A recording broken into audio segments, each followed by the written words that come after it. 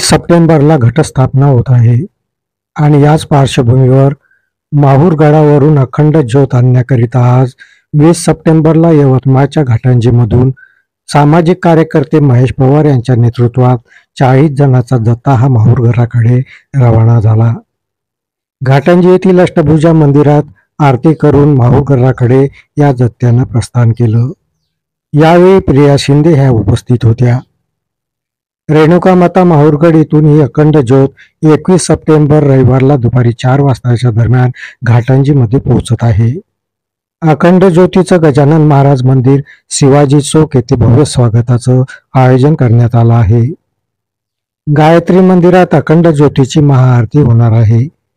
घाटंजी शहरात पहिल्यांदाच आणण्यात येत असलेल्या रेणुका माता माहूरगड अखंड ज्योत भाविक भक्तांनी आपल्या घरी घेऊन पूजन करावे व घटाचा दिवा या ज्योतीने प्रज्वलित करावा असे आवाहन आयोजकांकडून यावेळी करण्यात आले। मला इथे आल्यावरती कळलंय की एवढा सुंदर असा उपक्रम इथे महेश भाऊच्या नेतृत्वामध्ये युवा पिढीला सोबत घेऊन राबवण्यात येतोय। मला खरोखर खूप आनंद होतोय, कारण आपण खूप नशीबवान आहे की आपण माहूरगडापासून अगदी जवळच राहतो आणि मला वाटतं हे पहिलं वर्ष आहे की आपण ही ज्योत इथे घेऊन येत आहे आणि एवढ्या छान उपक्रमाला आपण सुरुवात केलेली आहे। तेव्हा मी महेश भाऊंच्या त्यांच्या संपूर्ण टीमला आणि पूर्ण घाटंजीकरांना मनापासून शुभेच्छा देते। धन्यवाद।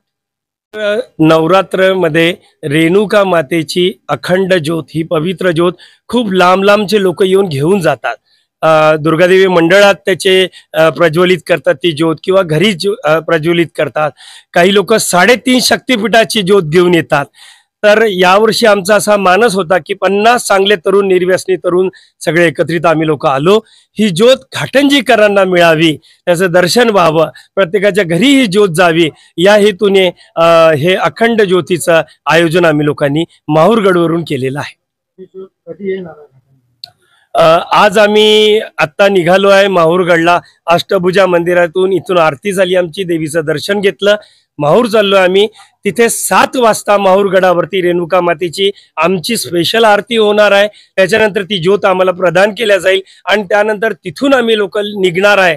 तर आर्णीपर्यंत कदाचित 12-12:30 पर्यंत आम्ही पोहोचू आणि उद्या सायंकाळी 4 वाजता ही ज्योत पहिले गजानन महाराज मंदिरातील तिथे काही 100-150 महिला त्याचं स्वागत करणार आहे वाजत गाजत आणि मग शिवाजी चौकातून गायत्री मंदिरात जाईल। 5 वाजता याची महाआरती होईल।